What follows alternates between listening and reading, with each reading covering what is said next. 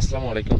আলহামদুলিল্লাহ, আজকে আমাদের খেতে আসলাম ক্ষেত ভিজিট করার জন্য। তো খেতে আসার পর যা দেখলাম তা দেখার জন্য মোটেও প্রস্তুত ছিলাম না, ঠিক আছে। আলহামদুলিল্লাহ, আমাদের গাছগুলোর ওই এত সুন্দর গ্রোথ হয়ে গেছে সেটা আমরা আসলে আশা করিনি। এই দেখুন, আলহামদুলিল্লাহ, যে গাছ একেবারে বৈশা ছিল ওই গাছের এখন কি আগা বের হয়ে গেছে। এই যে দেখতে পাইতেছেন কি সুন্দর হইতেছে গাছগুলা।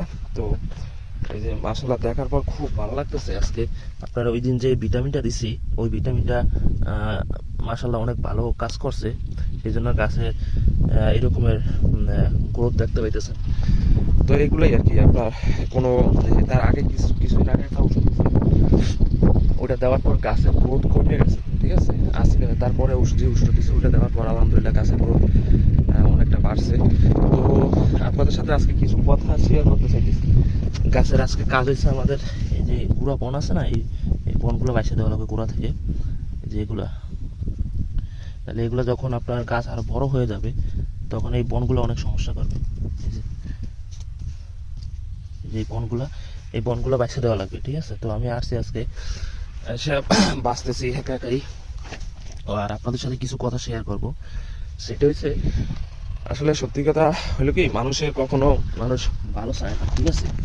তো আমি আপনার বরিশাল শহরের থেকে পড়াশোনা করছি, তারপরে আপনার ওই জায়গায় জব করতাম। দীর্ঘ 7 বছর ওই জায়গায় জব করছি বরিশাল শহরে। তারপরে একটা সময় চিন্তা করলাম যে আসলে যে জবটা করি এগুলো আমার মানে ভালো লাগতেছে না, ঠিক আছে। তো সেই সুবাদে আর কি ভালো লাগতেছে না, তাই জব সাইডে দিয়ে আসছি, আপনার এলাকায় আসলাম। এলাকায় আসার পর চিন্তা করছি কিছু ব্যবসা বাণিজ্য করবো। এখন এলাকায় আসার পর যে সমস্যাটা আমি ফেস করতেছি সেটা হচ্ছে আমার মানুষের কথা, আমার এলাকার মানুষের কথা। ভাই, আমার আমার যে জিনিসটা কষ্ট হয় না, ধরেন আমার যে জিনিসটা কোনো সমস্যা নাই, কিন্তু আমার এলাকার মানুষের তারা সহ্য করতে পারে না, ঠিক আছে। আমি যে এই কাজ করি, এই যে আমি তরুণের সাথে কাজ করি, বনবাসী, তারপরে ঔষধ দেই, ঠিক আছে, তারপরে এই জায়গায় রোদে ঘুরে কাজ করি, কেন জানি তারা সহ্যই করতে পারতেছে না। মানে তারা কোনোভাবেই সহ্য করতে পারতেছে না যে আমি এইসব কাজ করি, ঠিক আছে। প্রতিনিয়তই মানে যে দেখে রীতিমতো আমি ইয়াতে এই যে জমিতে এসে আমাদের প্রজেক্টে এসে আমি কাজ করি, সেটা মানুষের মানে এক কথায় মানে ভয়ে থাকে কে কোন সময় কি কথা কয়ে হয়, ঠিক আছে। এরকমের একটা অবস্থা। তো আজকে চিন্তা করলাম যে মানে এই বিষয়গুলো একটু আপনাদের সাথে শেয়ার করি, যে আপনারা এরকমের ফেস করছেন কিনা কখনো। আরে ভাই, আমি চাকরি করছি, আমার লাইফ, ঠিক আছে। আমার এখন চাকরি ভালো লাগতেছে না, আমি চিন্তা করতেছি আমি ব্যবসা বাণিজ্য করবো, তাই আমি ব্যবসা বাণিজ্য করতেছি, ঠিক আছে। আর এটা কৃষি কাজ দেখে এটার কি কোনো সম্মান নাই? মানে যারা কৃষি কাজ করে তাদের কি কোনো মূল্য নাই? এমন আমার থেকে আমার লাইফ নিয়ে আমার এলাকার মানুষই বেশি চিন্তা করে, যা আমি দেখতে পাইতেছি এই কদিন আসার পর।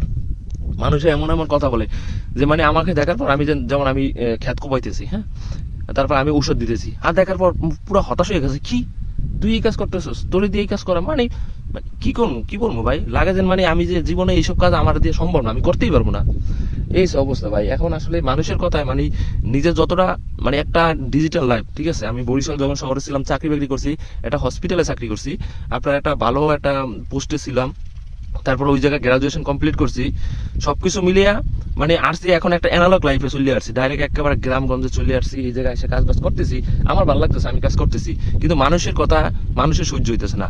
আর মানুষের এইসব কথা শুনতে শুনতে আমি মাঝে মাঝে ডিপ্রেশনে চলে যাই যে আসলে আমি কি মানে বিষয়টা কি ভুল করছি নাকি আমি কি সঠিক রাস্তায় আছি, মানে আমি এটাই ডিসিশন নিতে পারতেছি না। তো যাই হোক, এখন আসলে সামনে সামনের সময়টা আমি কিভাবে পার করবো আল্লাহ পাক ভালো জানে। আমি জানি না, ঠিক আছে। তো আমার জন্য দোয়া করবেন যাতে আমি এইসব কথাবার্তা শোনার পরও নিজেরে ঠিক রাখতে পারি। কারণ মানুষের কথা হয়েছে মেন। আমার ফ্যামিলি কোনো সমস্যা নেই, আমি কি করি না করি তারা বলে যে তোমার যদি মনে হয় যে এটা ভালো তাহলে তুমি করতে পারো, আমাদের কোনো সমস্যা নাই, কারণ তোমার লাইফ তুমি বুঝো। বাট আমার এলাকার মানুষরা আমি এটা বুঝাইতে পারতেছি না, আর তারা এটা মান্য নিতেই পারতেছে না যে আমি এইসব কাজ করতেছি। ভাই, কিসের জন্য এরকম হইতেছে তা আমি জানি না। তো আমার জন্য দোয়া করবেন যাতে আমি এইসব কিছু ফেস করে সামনের দিকে আমার লক্ষ্যে আগে এগিয়ে যেতে পারি। সবাই ভালো থাকবেন। আসসালামু আলাইকুম।